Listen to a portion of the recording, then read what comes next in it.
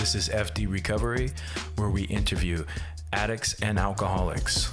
Our aim is that through this podcast, we might help you on your journey of recovery. Thank you for listening. Hello, this is Frank with F.D. Recovery, and you are listening to the Weekly Intention. How are you guys doing? This will be a short podcast. I got to get to sleep. I am tired.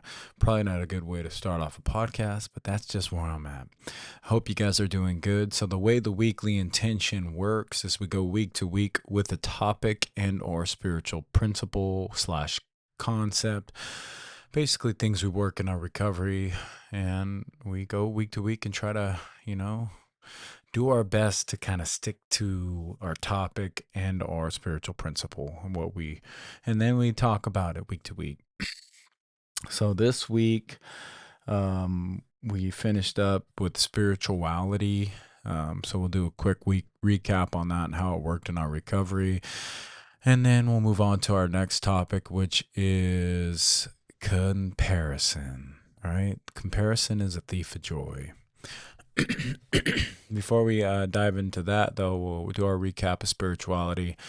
Spirituality, right? Spirituality is a very essential. I'll make it quick too, because going on and on about spirituality, it's one of those oxymorons, over-explaining something that is more along the lines of felt and embodied and learned. Life lessons, experience, things like that, right? I've learned my spirituality is closely tied to wisdom and a lot of other spiritual principles, but there's true wisdom in seeking out that spiritual life or that God life, how do you say, that spiritual walk, right? There's a lot to be said in somebody that's really trying to work on themselves. I've talked about it in the past, but, some of us that are on this spiritual quest or this spiritual journey, we realize that there's not a lot of people that are on it, or at least that are aware that they're on it, right? So we're consciously just trying to be a better human, be a better self, try to, if we're working the spiritual principles, right, we're treating people better than, we're doing our best to treat people as kind as possible. We'll take that approach, right?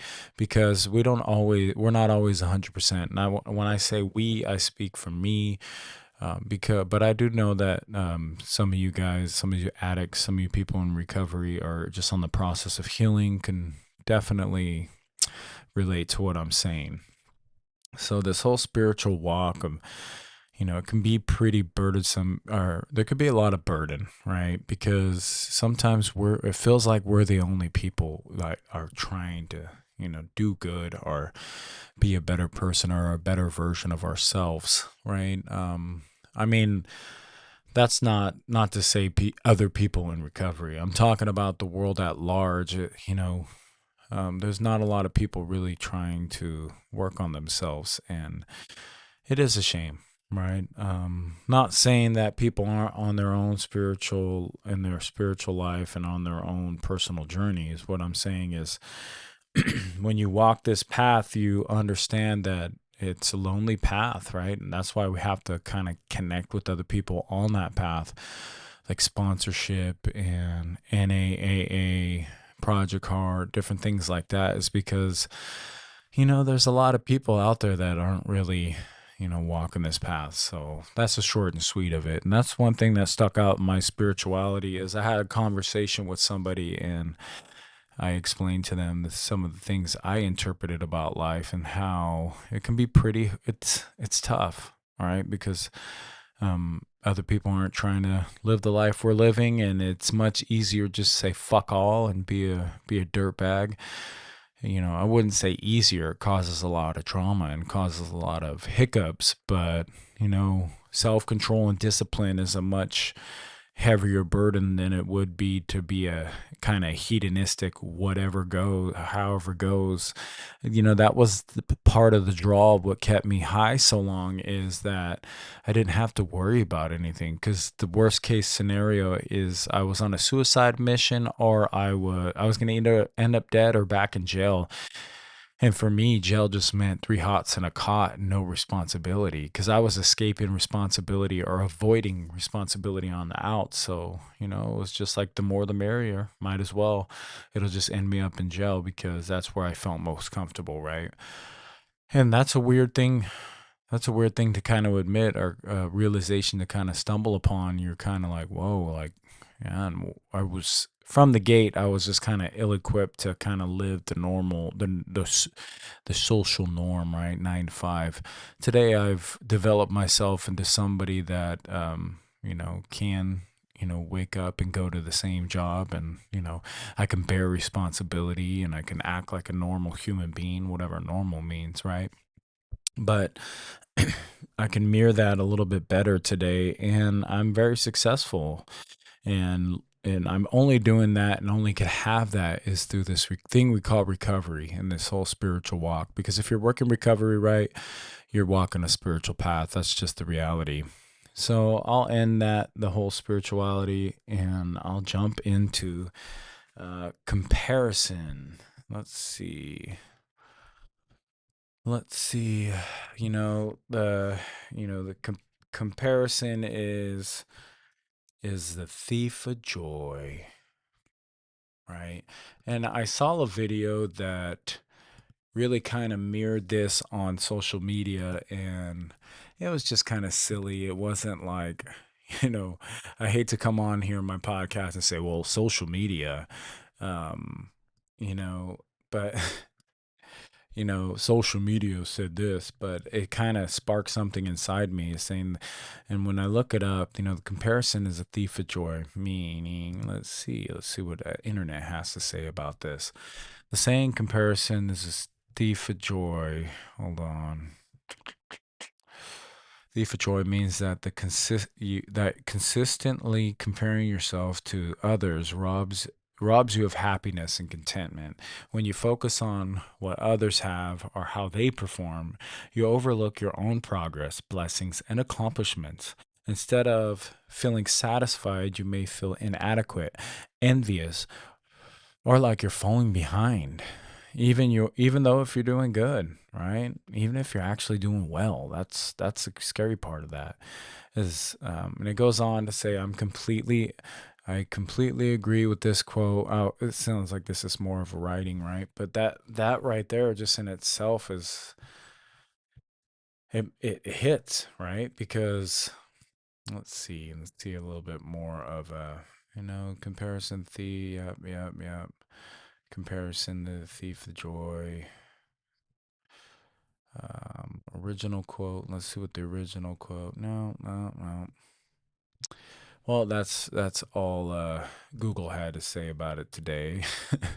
But when you start getting into the world of comparisons, um, you really start, steering away from your authentic self. Because I think there's more power in acknowledging where you're at, and because to see yourself, like to see yeah, it's one thing to know and learn about your shortcomings and work from that and be a better person.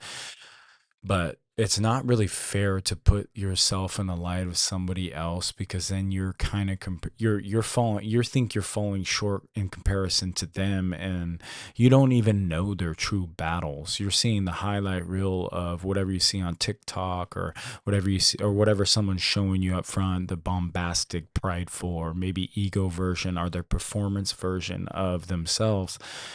And you don't, who knows? They can be going home and they can be dealing with some real darkness, which is another reason why you should, you should take things at kind of, I wouldn't say face value, but you shouldn't give too much power to the things at face value, because you never know what somebody's really going through, or what's really going on behind closed doors. Because, to compare yourself, my inners with your outers, is such a disservice. I find, whenever I find myself doing that, which I do all the time, right? I the root of it is envy and jealousy, right? Or just feeling inadequate.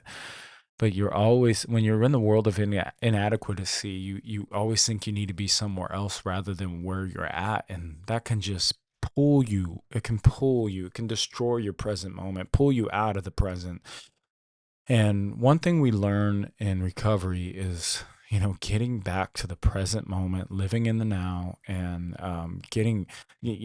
letting go of that thought life that some of us get pretty bound to, especially early recovery. Oh shit, man! Doesn't even matter about early recovery, just any time in recovery or any point in recovery, and you don't have to be in recovery to really understand this pain, right? The comparing yourself is what it does to you.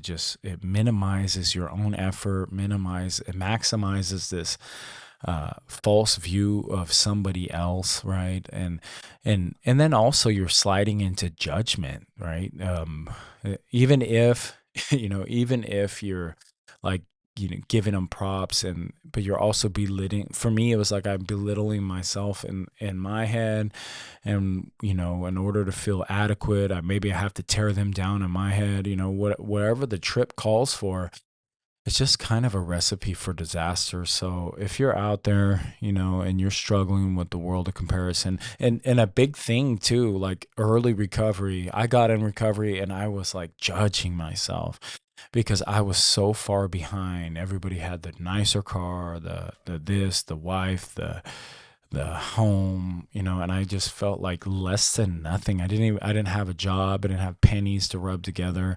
I didn't have anything. So the inadequacy scale was just like, was, capsized, right? It was the fun meter was not pegged, meaning I was not having any type of fun, because who I was and what I created in my life was a total, in my eyes, it was a bummer, right?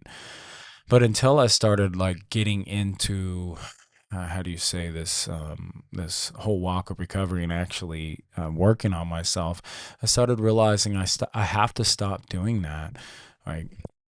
No matter how good something looks on the outside, it's very important for me to always look within myself and see what's going on inside of me that would allow me to think that I'm less than I'm no more or less than where I'm actually at, and understanding my assets and liability process of step 4 and well, step 10 too, and just doing constant inventory is understanding, this is work.